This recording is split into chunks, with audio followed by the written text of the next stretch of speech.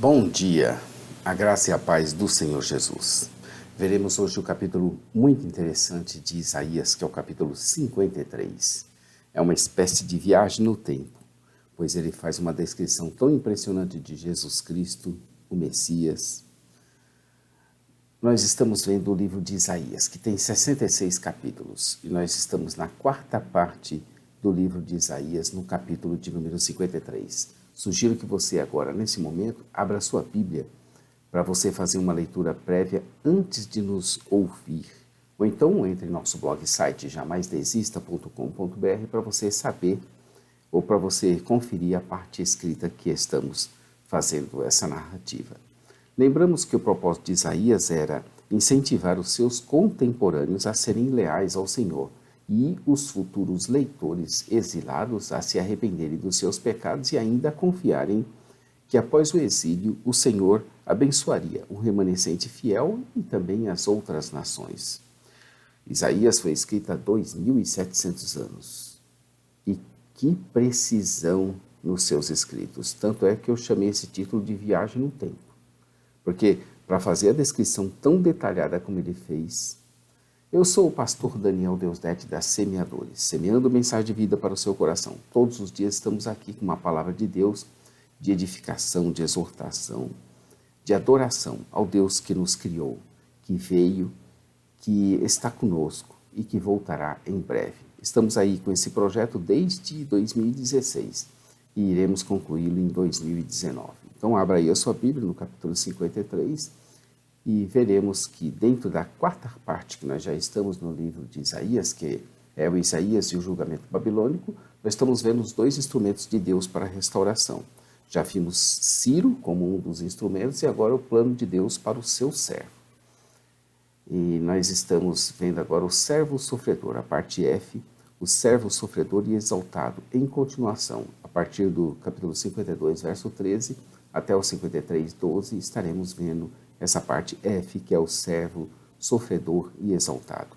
Então, em continuação, como já dissemos, estamos ocupando 2 capítulos, sendo que este segundo, com a reflexão sobre o servo sofredor e exaltado, enfatizaremos novamente, não sofredor no sentido de coitadinho. Não é isso, não se trata disso. Vai ser sofredor por causa da soberania de Deus, a qual ele nos é um exemplo. Nos 3 primeiros versículos, Isaías descreve a humilhação e o sofrimento do servo que viria. Parece até ter viajado no tempo. O Messias esperado. Ele começa a descrever a semente da mulher, que em breve outro profeta semelhante a Moisés, que esmagaria a cabeça da serpente.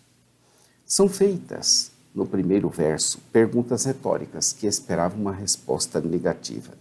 Embora muitas nações viessem a crer, a maioria não iria fazê-lo. É como nós temos pregado em nossas oportunidades, que nem toda pregação tem a finalidade de conversão dos corações. Por causa do que muitos deles estarão com seus corações endurecidos e ela servirá de testemunho. No entanto, Israel, o eleito e convertido, faria parte da nossa. Em nossa pregação, como faremos nós parte, nós os crentes do século XXI, que ele fala nossa pregação. A palavra pregação aqui vem da raiz hebraica traduzida como ouviram, de 52:15, e obviamente estão também interligadas. Darão crédito à nossa pregação todos aqueles que o Pai tem escolhido para crerem em seu Filho amado, cujos corações se acham ávidos pela justiça divina. A estes também se manifestará o braço do Senhor, que por meio de sinais, milagres e maravilhas realizará o testemunho do Pai, a palavra da pregação. Ele viria como um renovo que vai crescendo, como um broto que sai do caule ou da raiz de uma planta ao lado da planta principal. Em outro lugar, Isaías afirma que o Messias cresceria do tronco de Jessé. A metáfora indica que o servo viria de Israel e seria de origem humilde, como raiz de uma terra seca, sendo, portanto, aparentemente pouco promissor.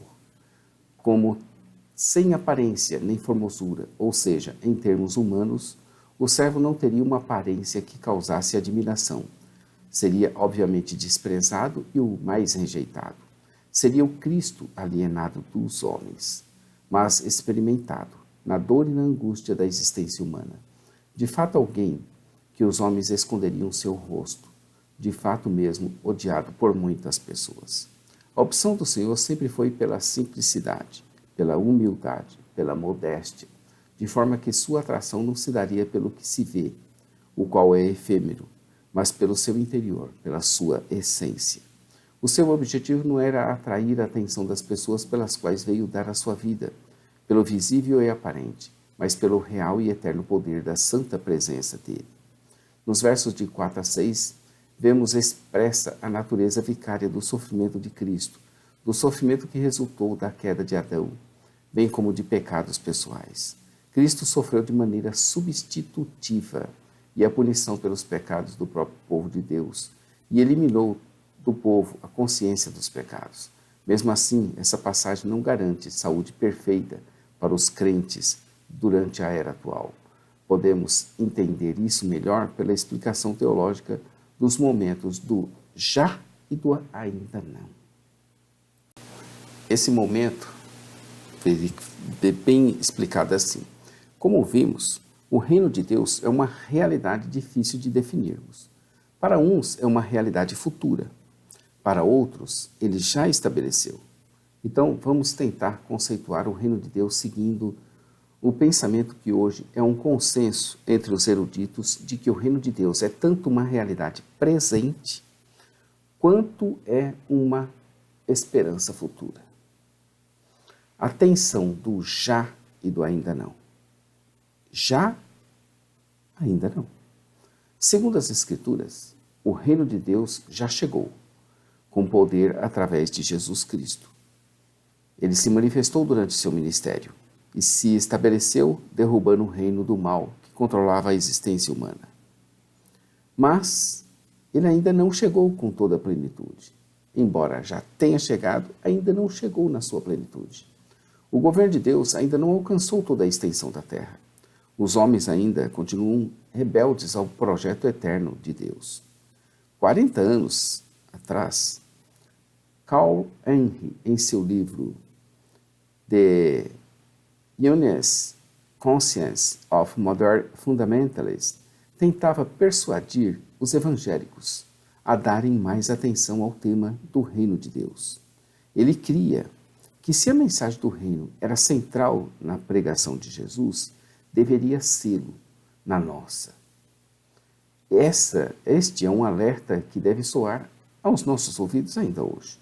Como poderemos entender essa tensão do reino do já e do ainda não? Oscar Cullmann, usando uma terminologia da Segunda Guerra Mundial, introduz a noção do dia D e do dia V. Os aliados venceram os nazistas na Batalha de Normandia, que ficou conhecida como a Batalha do dia D. Ali foi vencida uma batalha, não a guerra. Os nazistas só foram vencidos depois, no confronto conhecido como dia V.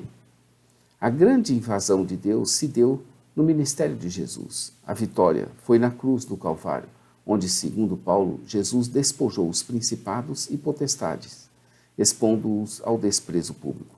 Mas ainda falta vencer toda a obra do mal, que será vencida na segunda vinda de Jesus.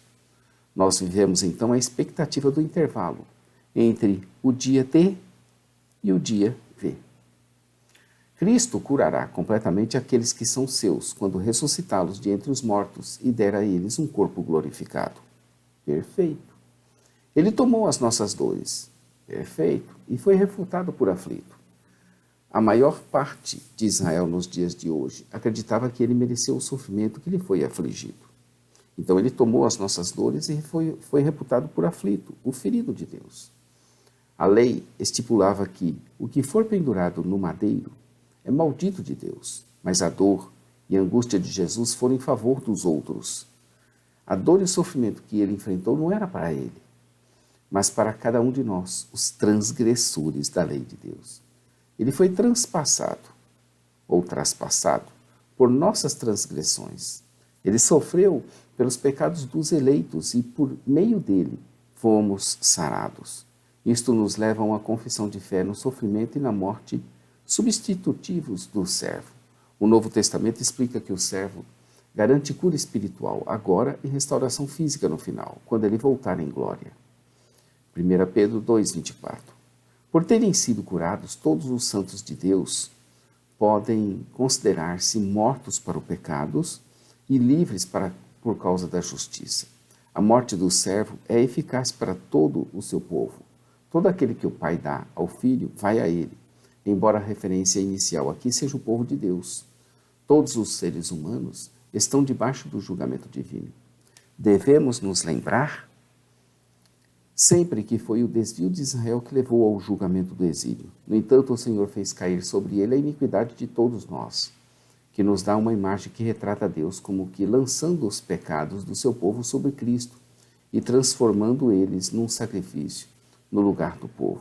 A morte de bezerros e de touros não poderia apagar os nossos pecados. Teria de ser um homem para morrer pelos homens, mas um homem que fosse perfeito e que estivesse disposto a dar a vida pela vida dos homens. Também deveria ser um Deus para satisfazer o próprio Deus em sua infinitude, pois só Deus satisfaz Deus. Jesus Cristo, com suas duas naturezas, era esse homem, e é esse Deus. Jesus Cristo foi verdadeiramente o Cordeiro de Deus, em termos de sua obediência e submissão silenciosa, e ainda continua a ser em sua condição gloriosa. Ele poderia ter escolhido não obedecer ao Pai e deixar os homens em seu estado de pecado e sem salvação, mas entendeu, viveu e pregou que há um Deus soberano sobre os céus e sobre a terra, que possui suas vontades e que é perfeito em seus caminhos e que vale a pena obedecer. Ao aceitar ser tratado de maneira tão cruel e sofrer calado, Jesus mostrou-se verdadeiramente o Cordeiro de Deus, que tira os pecados do mundo. Ele foi julgado, verso 8, de maneira desumana e desonesta, além de crucificado injustamente. Ele morreu sem filhos, ou seja, sem linhagem, como alguém julgado por Deus. O Filho de Deus não teve filhos físicos, mas gerou uma posteridade espiritual depois da sua morte, verso 10. Ele bem poderia ter se unido a uma mulher e ter gerado filhos, que seriam todos à imagem e à sua semelhança. Uma nova raça teria surgido dentro da raça dos pecadores, mas preferiu os planos de seu pai, e este lhe gerou uma posteridade numerosa, composta de seus irmãos, filhos adotivos do Pai Celestial. Nós, os crentes nele, nascido dele, somos seus irmãos. Ele é tanto Pai Celestial em sua divindade, como é irmão, nosso irmão, pela sua humanidade. Os israelitas ricos e iníquos confiavam em si mesmos e com frequência obtinham sua riqueza de maneira injusta. Embora fosse sábio e justo, o servo sofreu, morreu, sendo considerado criminoso, crucificado entre dois ladrões e sepultado com um rico na sua morte. Foi da vontade do Senhor, verso 10, esmagá-lo, fazendo-o enfermar até a morte. Cristo foi entregue à morte, pelo determinado desígnio e presciência de Deus. A oferta pelo pecado fazia a restituição pelo dano causado a Deus. Ele se pôs como oferta pelo pecado e pôde ver a sua descendência espiritual que foi gerada após a sua morte. Oriundos de todos os tempos, de todas as nações, de todas as tribos ao redor do planeta. Como prolongaria ele os seus dias e veria a vontade do Senhor prosperar em suas mãos, senão pela vida eterna que ele nos prometeu, a qual ele recebeu do Pai a promessa. Por isso ele veria o fruto do seu trabalho, da sua alma, e ficaria muito satisfeito. Cristo justo, Romanos 5,19, tinha ciência do plano de seu papel e de seu papel sacerdotal que poderia justificar e declarar alguém absolvido da culpa, pois seria ele instrumento de perdão. Como grande rei, o Senhor dividiu os espólios da vitória com o servo triunfante.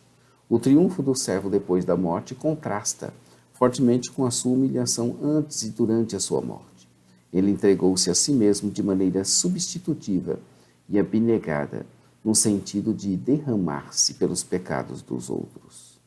O capítulo 53 começa, como já dissemos lá no início, quem deu crédito à nossa pregação. E a quem se manifestou o braço do Senhor?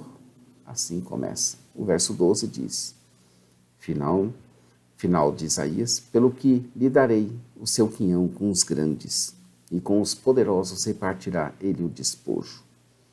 Porquanto derramou a sua alma até a morte, e foi contado com os transgressores.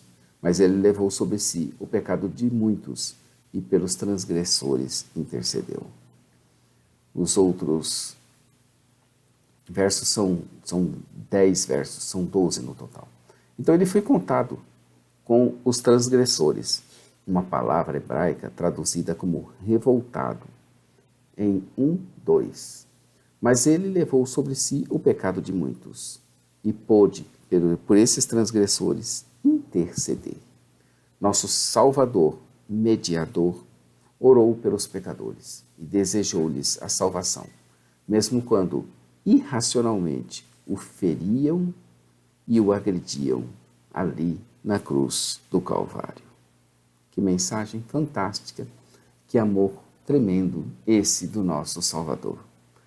Amanhã estaremos aqui com Isaías chamando Jerusalém a se regozijar, em louvor a Deus pela salvação que ele traria, que ele nos trouxe, né?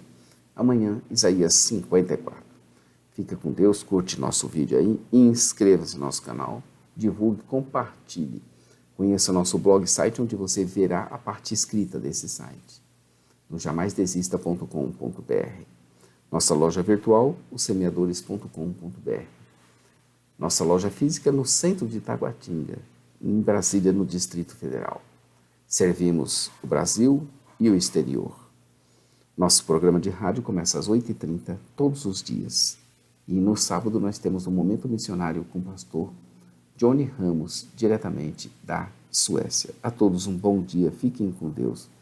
Maranata, ora, ora, vem, Senhor Jesus. Amém.